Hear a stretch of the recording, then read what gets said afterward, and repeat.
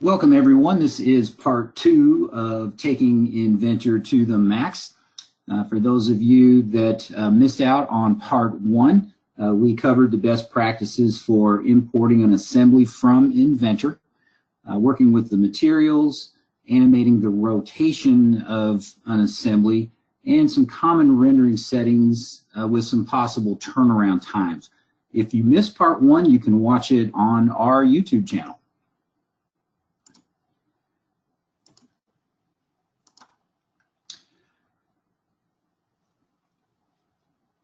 So in part 2, we're going to animate the assembly of an assembly, which means we'll be using linear motion this time.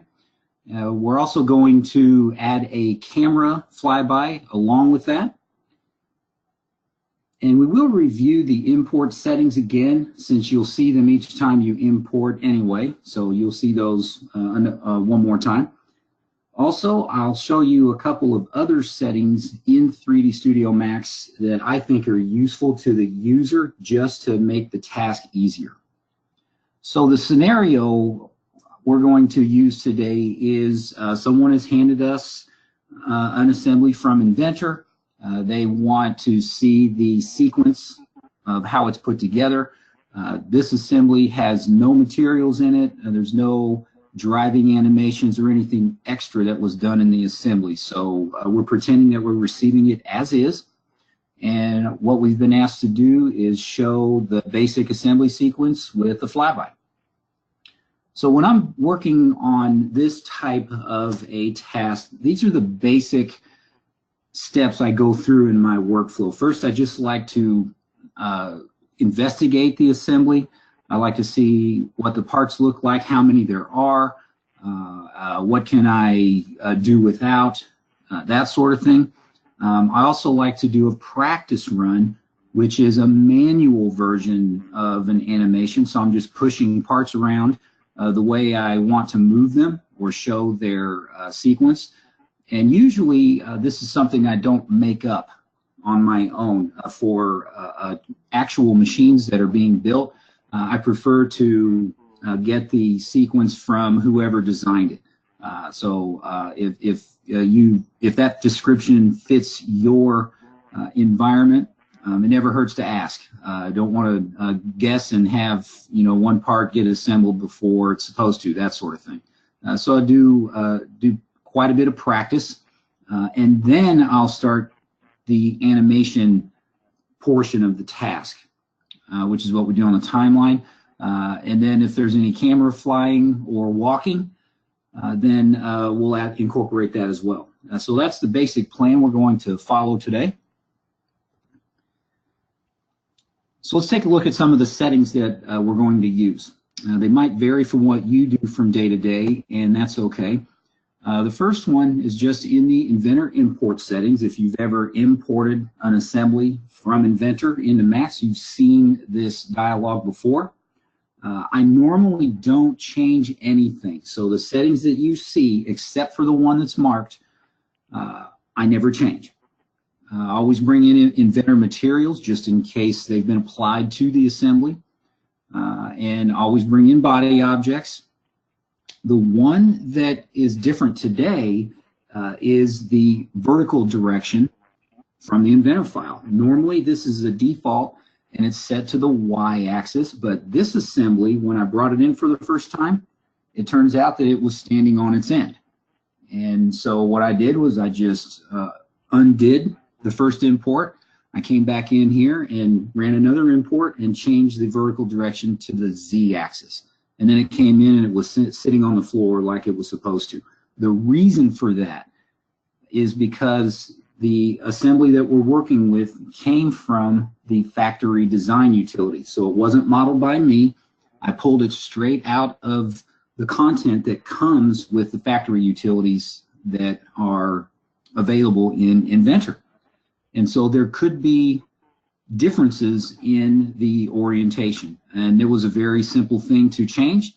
All I did was redo the import and change to the z-axis, and it came in just fine. So if you ever do have that, or have a factory content in your projects, just keep that in mind if you're taking it into Max. there's a good chance that you'll be changing your vertical direction upon import. Another setting that I like to change when I'm doing this type of animation is the unit setup.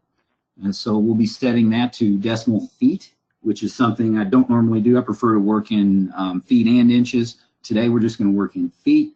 I'll be dropping the remainders. In a few minutes you'll see why I like to do that. Also, in the preferences, we're going to set the precision to 0, and you'll see the effect of this also in the coordinate display. So I don't want to deal in fractions. I don't want to even see them, and I also want to make sure that they're just not part of this project. So that's why I'm doing that. After this project, we'll go back to normal settings. So this is something that is a per project decision that I make. When it's time to animate, I'm going to go with my usual defaults. These are the same settings that I used in part 1. I like to work with 30 frames per second, and I like to start with 300 frames on the timeline. That gives me 10 seconds to work with, depending on how much you're animating. So I always start with that, and then if we need to adjust it, we will. And I do want to mention that there's going to be a curveball coming here. I've actually set this exercise up today where we're going to run out of time and we're going to need more frames. And I'll show you what to do when you run into that. All right, so let's get to it. First, I'd like to just import the assembly the way it came in the very first time. And this assembly is a type of test bench, so it's not very big, not very many components, but it's enough to work with. So here's the normal settings. As you can see, I already have my Z-axis set for my vertical direction. Normally, this is set to Y. So if you never have to change it, all the better. But today, I had to change it. So go ahead and bring this in. It just takes a few moments.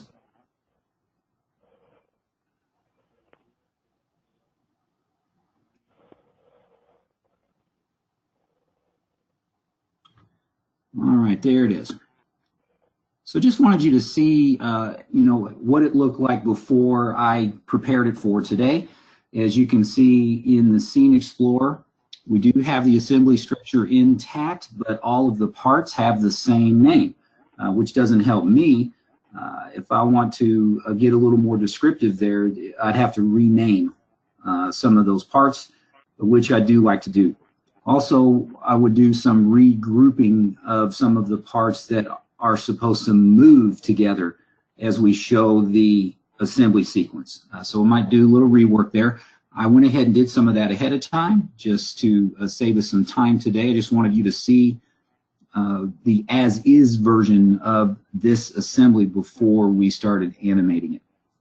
So I'm going to close this file and open the one that's ready to go for today.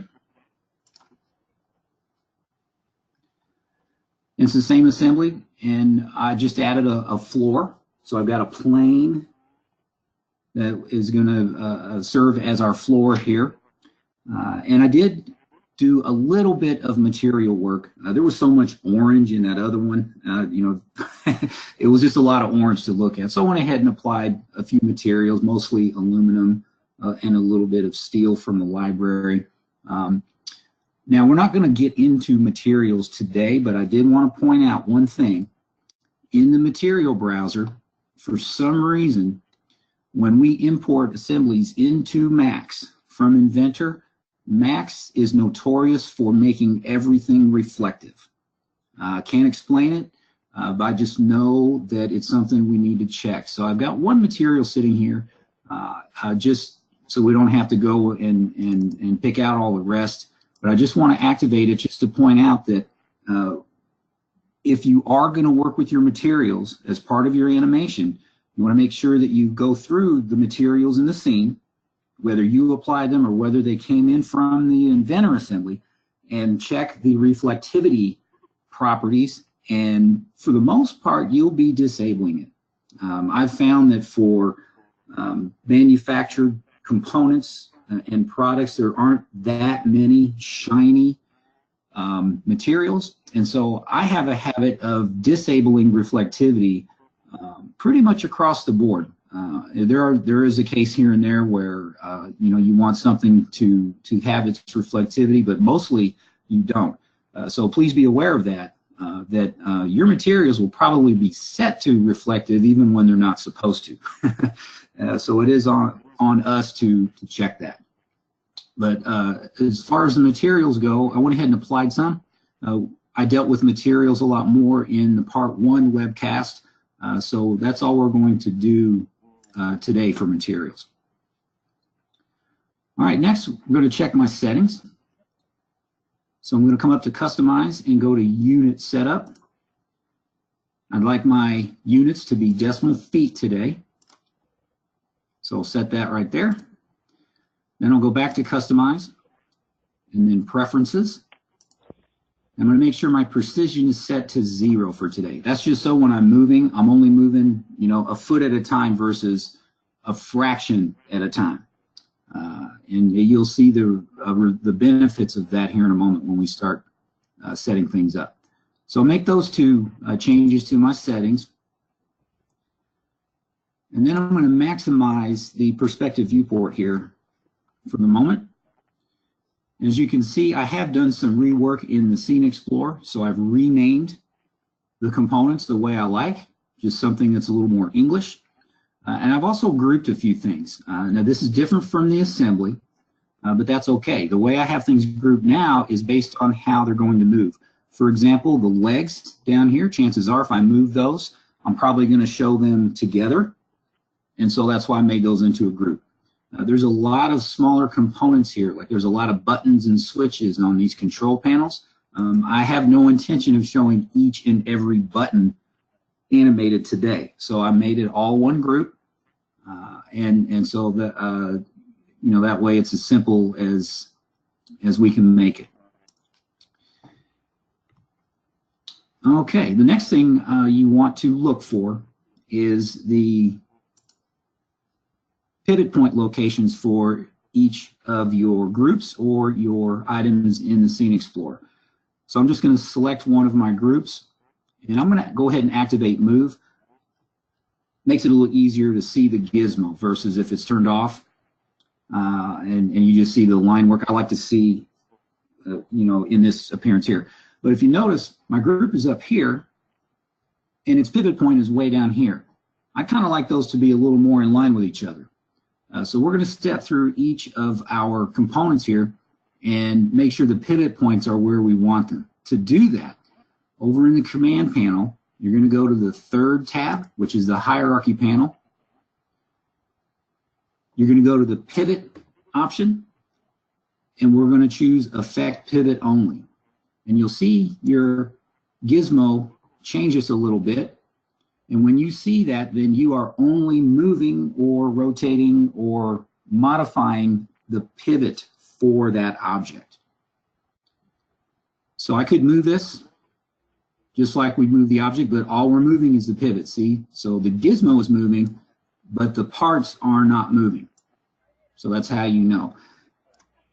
For an exercise like this, I like to simply set the alignment to center to object. And that sets the pivot in the center of the group. And that's good enough. Then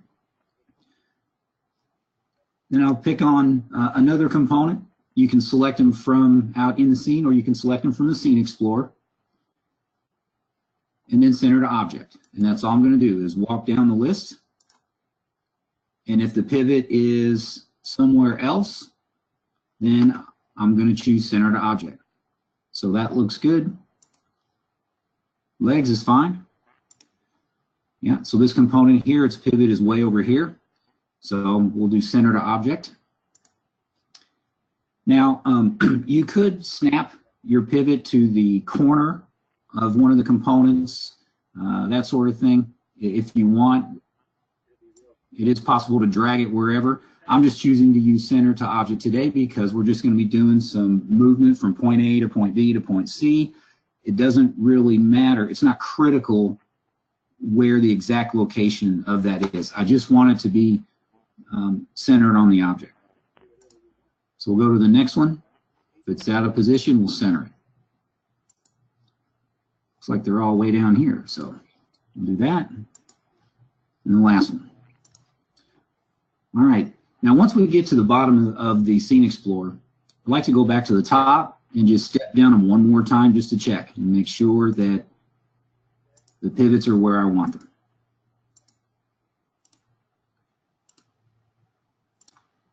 All right, everything looks good. Now once you're done setting your pivots, make sure that you disable Affect Pivot Only. Make sure you turn that off, because if we leave this on and we start animating and adding keyframes, then only the pivots will move and you will never see your objects move. So make sure when you're done, we turn that off.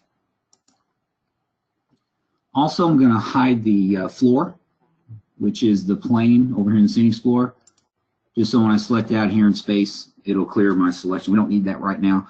We'll turn that back on when it's time to record. Okay, so we've taken care of our groups. We've taken care of our naming, just to make things easier to read. We've taken care of all of our pivots. Now we're ready to set the timeline and start animating. So we're going to go to time configuration, which is down here below the playback tools.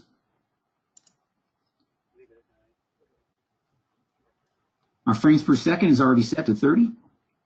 We're going to set the end time to 300.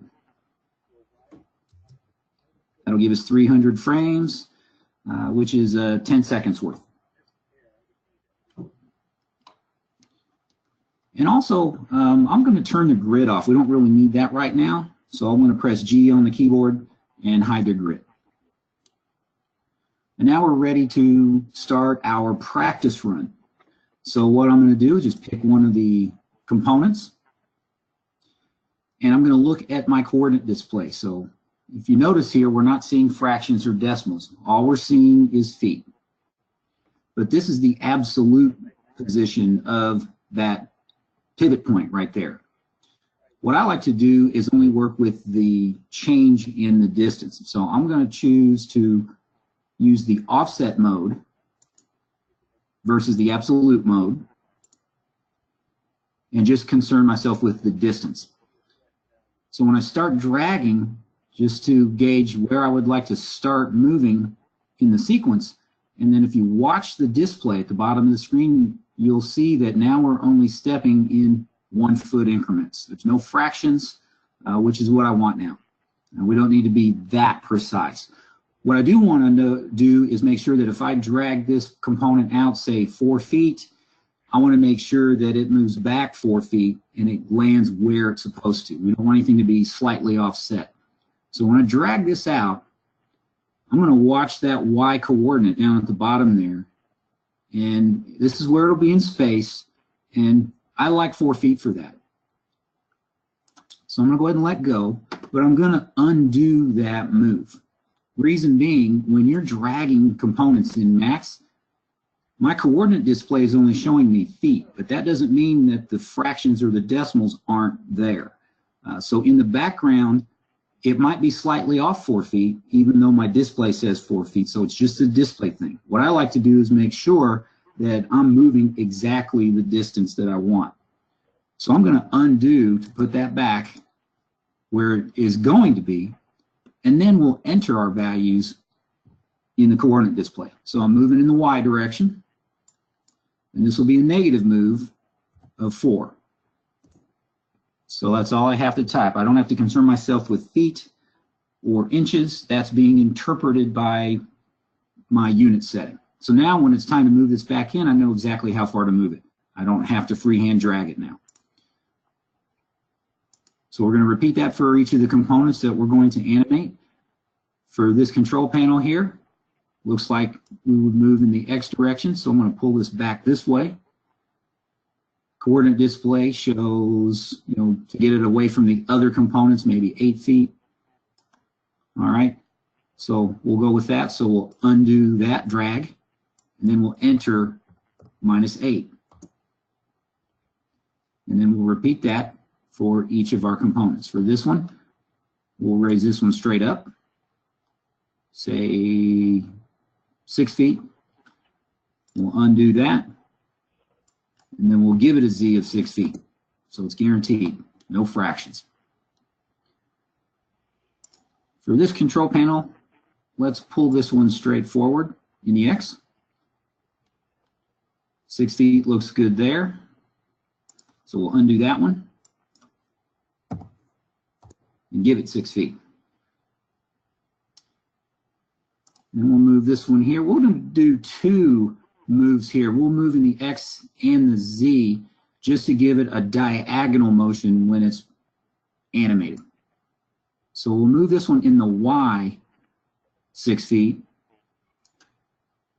And we'll also raise it about 4 feet. So it'll be about right there.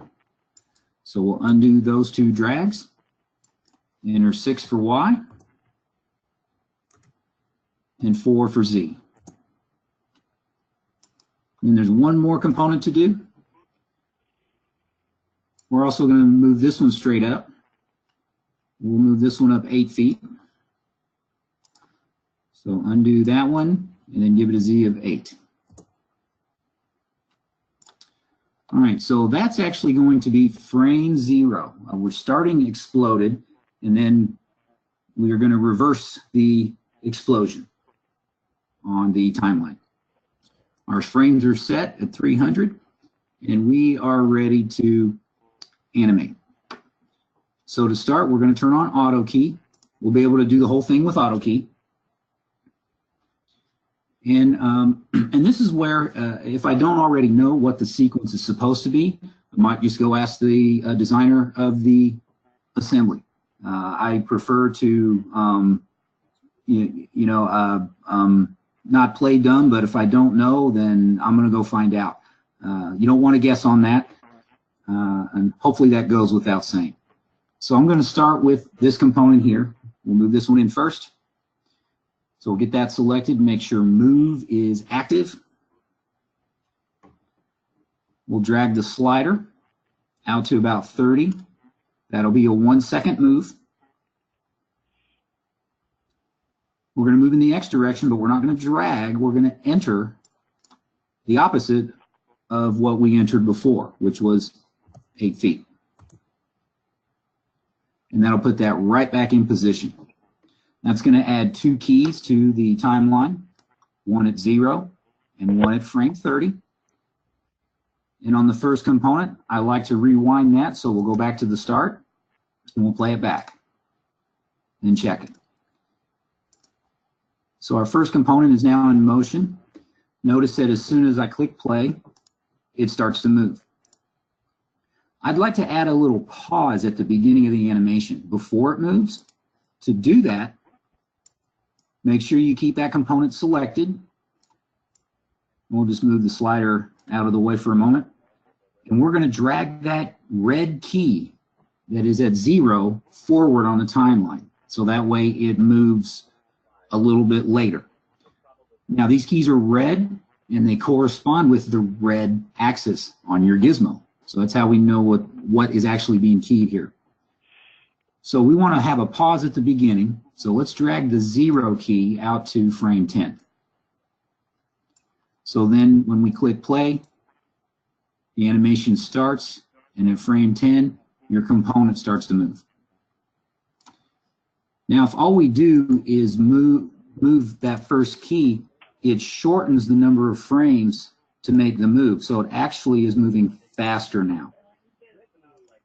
You may not want that. So if you want to put a pause in like that, it's a good idea to also move the other key, which is the finish position, the same amount. So if I move this forward 10 frames, I should move the other one forward 10 frames. That way I have a full 1 second of motion for that component. So when I hit play, you'll see a short pause, then it moves, and there you go. And what we're going to do now is just repeat that for the other components. So here we are at frame 40. That's when our first component finished moving. We're going to add a pause plus 30 frames for the move of the next component. This time I am going to add a 20 frame pause though, instead of 10. So I'm going to start at 40. I'm just going to drag to 60. That'll account for my next pause. And then I'll add another 30 frames. So we'll come out to 90. And that's where we're going to do our next move. We'll do this tabletop here next. So we'll select that. Make sure the slider is on the frame we need. And then we'll change the Z to -6. And that'll put that right back in place. Then we'll hit rewind, play it back, and see what we have. And notice something is off because the second component moves right off the bat. And that's not what we want. We want component 1 to move, then we want to pause, then we want the second component to move. Right now, it starts at frame 0. So what we do now is we'll keep this selected down on the timeline. And if you need to move the slider out of the way, that's fine. There's a 0 key for this component here. All we do is drag that 0 key where we want the pause to be, which is at frame 60 for this one. And we'll rewind and check it. So the first one moves, pause, and then the second one moves. And now it gets repetitious. This is where I think it gets a little easier. Once you get the first 1 or 2 done, then we just rinse and repeat. So we're going to add 20 frames for a pause, another 30 frames for the move, and then we'll pick our next component. This one has 2 moves on it. We did 6 feet in the Y, I think, so that would be -6 and -4 for Z to put that back in. As soon as we do that, remember to come over to the slider bar and drag the 0 key to where you want that pause to be, which will be 30 frames away from the move. Then we'll rewind and play it back. So it should be pause, then move, another pause, another move. So there's our last one. So we add 20 more frames, another 30. Pick our next component, move it. This was a 6-foot move, I think, so we'll go -6. And then move its 0 key out to where you want the pause. And this is a relatively short animation right now, so that's why I'm rewinding and watching it from the beginning each time. If you want to manually drag the slider bar, that's fine too. So there we go.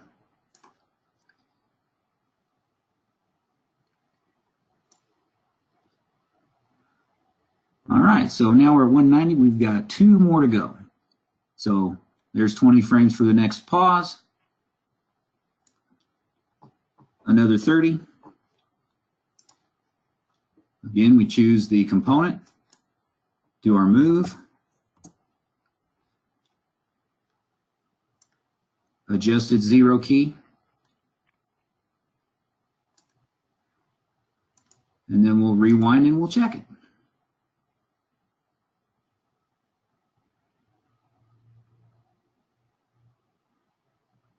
All right, so far so good. 1 to go. So here's our last move right there at frame 240. So another 20 frames, plus another 30. And our last move.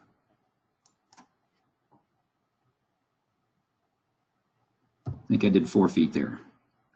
And if you happen to move in the wrong direction, that's okay. Just hit undo real quick and then redo your move, and it'll be captured the way it should. All right, so that takes care of that. We do still have to move the 0 key for that component out to where you want that pause, and then we'll play it back.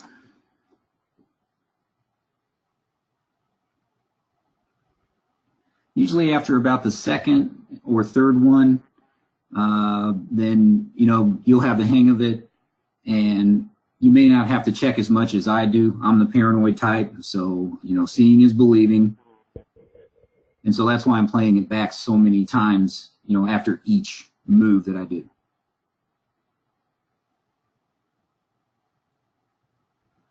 Okay, so it looks to be assembling the way I want here. So I'll just set that back to 0, and we'll turn off AutoKey. We don't want to animate anymore. So the animation is done. Next, we want to add camera to the scene. I am going to switch to multiple viewports here. So I'm doing that using Alt-W on the keyboard. You can also come over to the viewport configuration over on the left side of the Scene Explorer, and you can choose it there as well. All right. Now I've got a perspective view here, and I'm just going to set that view how I want that camera to look at it. So I might do some orbiting, and this is all something you would do freehand. Set the view how you want in your perspective viewport. When you're ready to create your camera, we're going to use a different method today. Instead of going to the Create panel and creating a physical camera, we're just going to set our perspective orientation in the viewport and then use Control-C to create your camera. It's a different way to create the camera, but I find it's a few less steps, because now I don't have to worry about changing the elevation of the camera. The target point is established and it's relatively in the center of the view, and it just builds that camera base off of this viewport right here. So it'll save you a little time there. Any other adjustments I want to make, now I can make those, but the camera itself is already in position. It's already up in the air, looking down on the assembly. So that's our camera view. If you play it back, you won't see anything different since we just ran it right before we created the camera.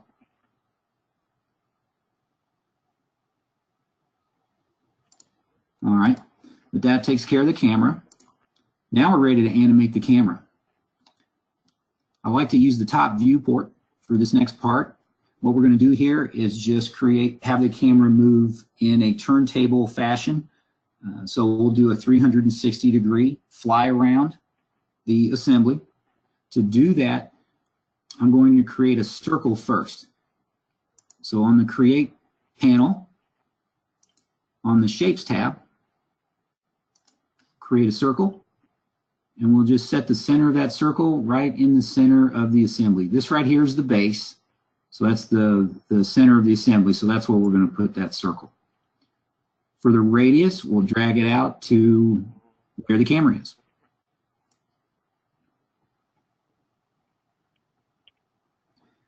Now that circle is on the ground, so if we turn on Move for the circle, notice that it is down on the ground.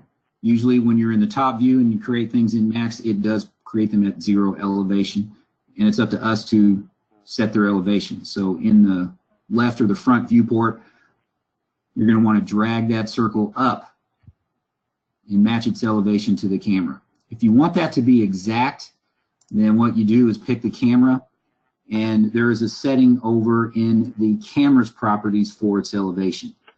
For something like this, it doesn't have to be exact as long as it's close, because in a moment we're going to use the circle as the path for the camera.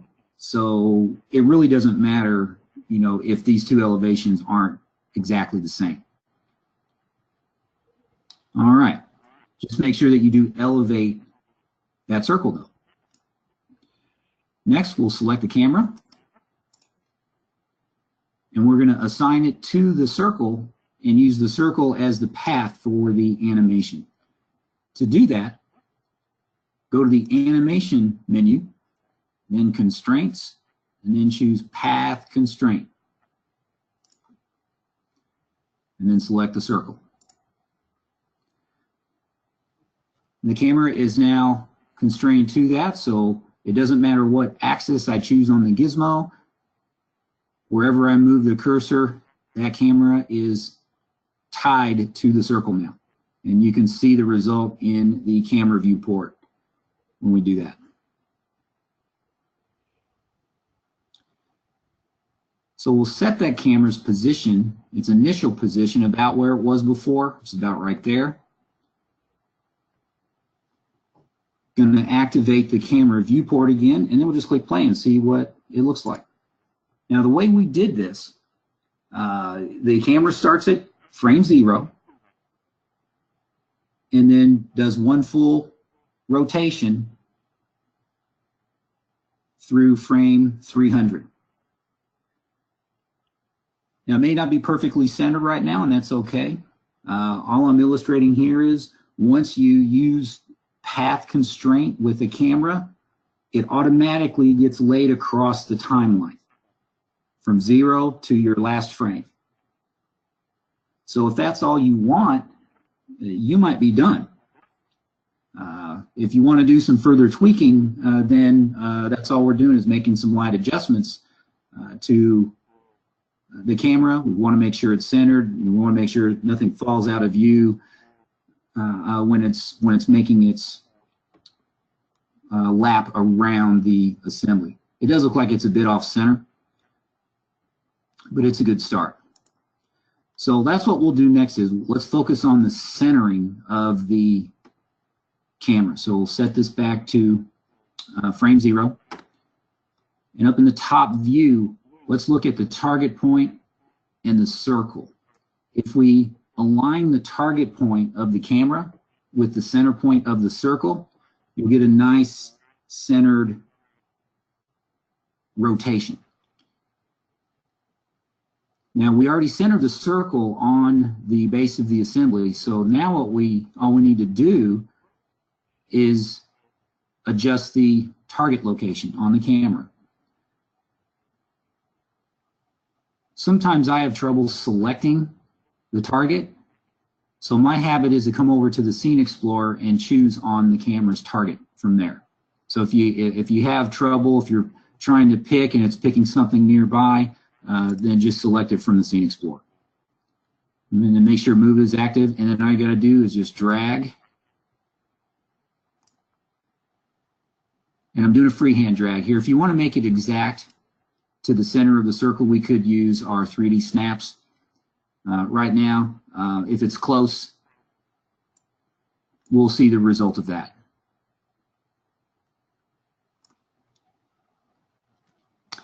Now, if you notice down here in the camera view, it did adjust it a little bit, and there's one component that's almost out of view.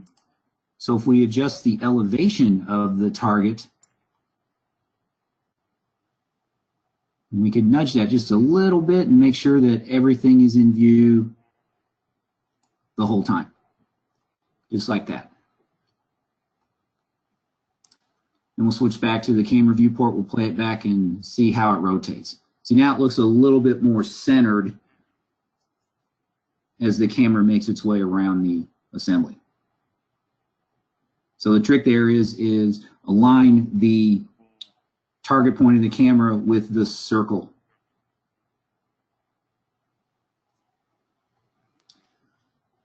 All right, we're going to make one more adjustment. I didn't write this in the scenario, but we are pretending that the person that asked for this, they want to see the assembly first, and then they want to see the camera revolve around the assembly.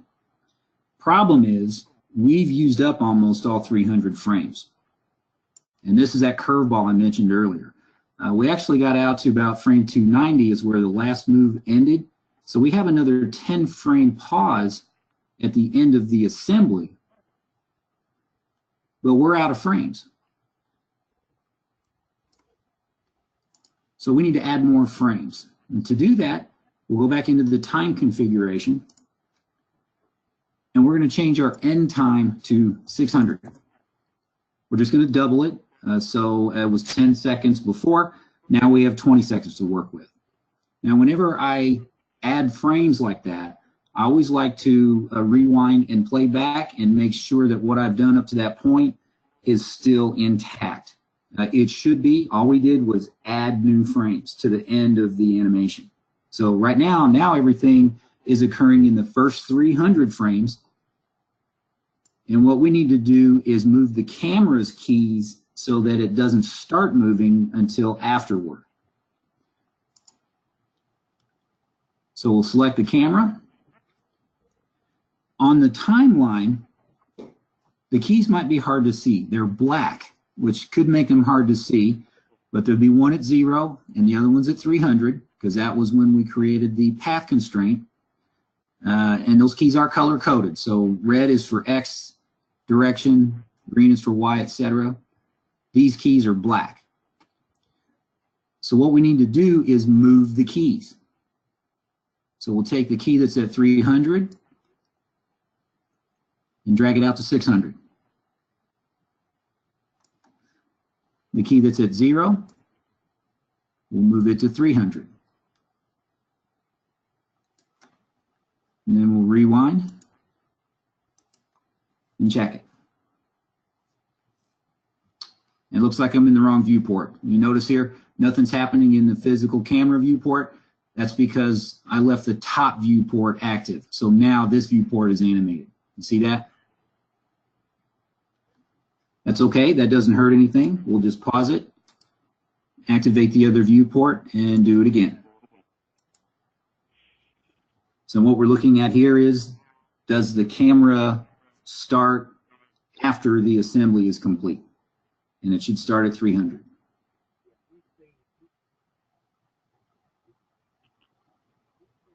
All right, that looks pretty good. And also, just like we did our pauses for the component moves, if you'd like your camera to pause before it starts, then we can do that as well. So we'll select the camera, and let's say if our last component stopped moving at 290, and maybe 10 frames isn't enough of a pause, we'll just take this key, the first key for the camera, and drag it out a little bit. And that'll create a more pronounced pause after that last component move. I'm in the wrong viewport again, so let's pause that. Come back to here. Get the right viewport. There we go. So now we have a pause before the camera moves now.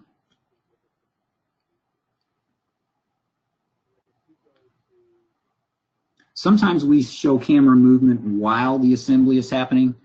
Sometimes the camera moves first. It just depends on what your need is. But this is looking pretty good. Everything seems to be moving the way we want.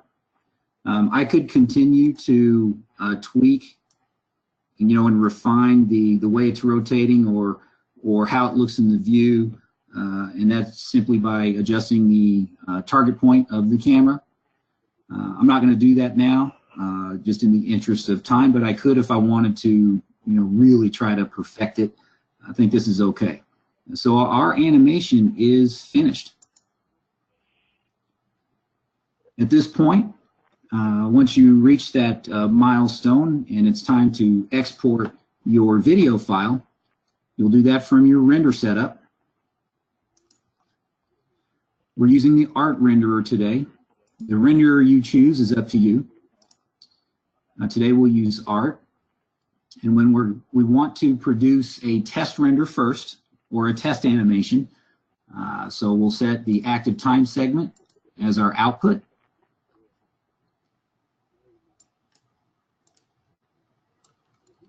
Then we've got to scroll down on the common tab a little bit to get to the render output area, and we're going to choose files.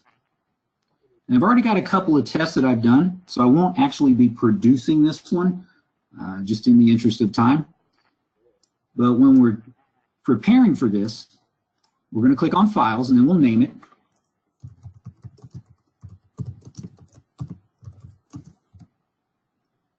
And then we'll change the Save As type to AVI. And this is what I normally do when I'm just doing a test. It's only 20 seconds long. It'll only take a few minutes to produce.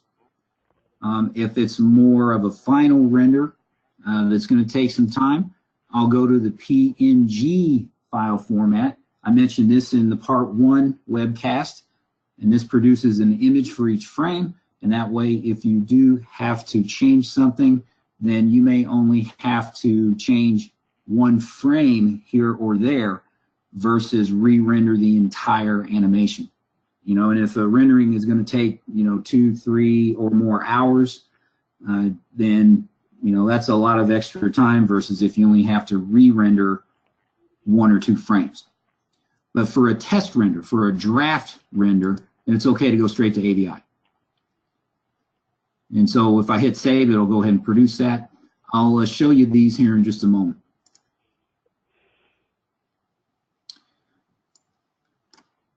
So once you set your file output on the Art Renderer tab, then you'll choose your quality.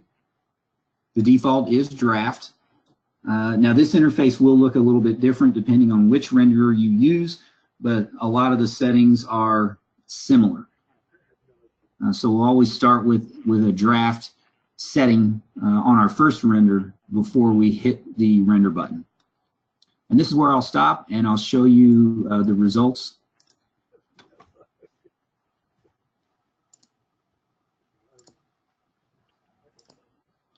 So here's the 2 I did. I did a draft quality with the exact same settings I just showed you. Took about 5 minutes to produce. But notice there's a lot of jitter and pixelation. Of course, there's no material set in that render, but you can tell it's a draft quality. It almost looks like some of the buttons are dancing, very pixelated. The one on the right is the high quality setting of the Art Renderer. Same exact settings except for the quality, and this render time was about 1 hour and 45 minutes to produce that right there. But you can tell the difference in the quality. You don't see that jitter or that static on the surfaces of some of the components. So keep that in mind. And of course, we didn't do any lighting here. Materials are added to the high quality one. Just to dress it up a little bit. There are some shadows in there as well. Lighting is the other technique for really improving the quality, but you also got to be careful of the time it takes to produce, the more refined you want those to be. So just something to keep in mind, but those are some examples. If anybody asks you, I'm sure they would, how long is it going to take you to produce this? And you'd have an idea. Based on what they want. If it's for marketing, you're probably going to go high quality at minimum, maybe even higher. We'll be adding some lights. We'll probably add a background and make it look more realistic. If it's for more on the manufacturing side, like maybe it's for your team on the floor that's actually building the machine, then the one on the left might be good enough for them. And you can turn it around a whole lot faster too. So just depending on what the end goal is. So be sure to ask those questions to the folks that are asking you to do these animations. And it'll save you a lot of time if you do. Okay, a couple of tips. First, just a quick review, the Scene Explorer, when you first import your assembly, consider the names of the components that are in the Scene Explorer. If you need to rework any of those, that's entirely up to you, which is what I like to do. The one on the left is when we first imported. The one on the right is what you see in the Scene Explorer right now. So I do like to rename and just give them names that I will understand and then go from there. That's usually one of the first things I do. Also, make sure that you group items that are supposed to move together in your planned animation. Sometimes you won't have to group things. They may be good the way they are, but if not, then don't be afraid to change up the groups, even if it's different than the original assembly. Also, if there are components that aren't part of your animation, or if they're not visible, go ahead and delete those from the scene. You're not going to need them, And the more components you can remove from your scene, the better it is on your file size and your performance. A lot of assemblies in Inventor, they might come into Max, they might have every nut, screw, bolt, thread, and all those tiny little parts that no one ever sees. If you don't need them, then it's best to remove them.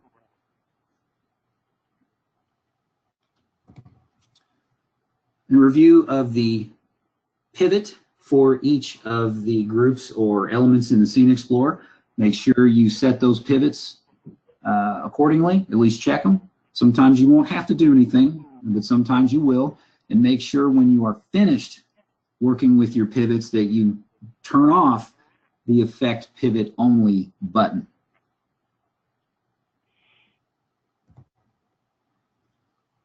In the transform mode, I do like to use the offset option there. So I'm working from point A to B versus the actual position in space.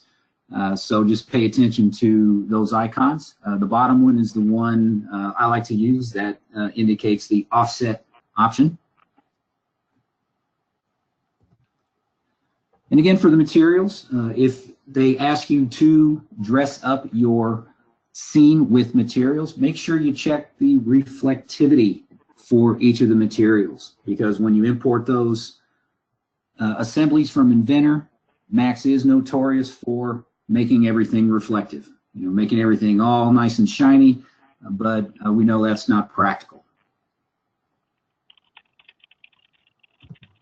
And one last setting, I didn't mention this before when we created the camera for the scene, the exposure value. This will determine whether the scene is too dark or too light when you render. I think the default is a value of 6, and I'll show you where that is. So when we first created that camera, on the Modify tab, we'll have to scroll down until you see the exposure category. That's where you'll find it. So it's down towards the bottom, and it's right there. So right now it's set to 6, so that's the default. My habit is to set that to 8. I have found that that is more of a happy medium. An exposure value of 6 right out of the gate, it seems to be too bright or too washed out. So it does darken the scene a little bit, but it seems to look a little better when you do that. But that's just something that I do when I create the camera. And right after I create it, I normally go and set that target EV. That way I don't have to come back.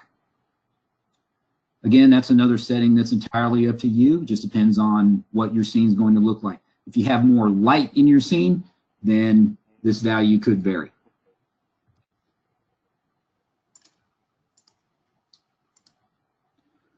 Okay, and that's it for this animation and for part 2 of taking Inventor to the max. I'd like to share our online resources with you. We do have a YouTube page where all of our previous webcasts have been recorded, so feel free to check those out. Part 1's been up there for a while. This one here will be available shortly. Plus, we have plenty of articles on our blog at hagerman.com, as well as more content for our customers on our customer site. I'd like to thank all of you for attending today. Now we'll answer any questions left over from the chat window. I don't have any listed. Everything's taken care of on the Q&A. Okay. Terrific. Yeah. Thanks, Brett.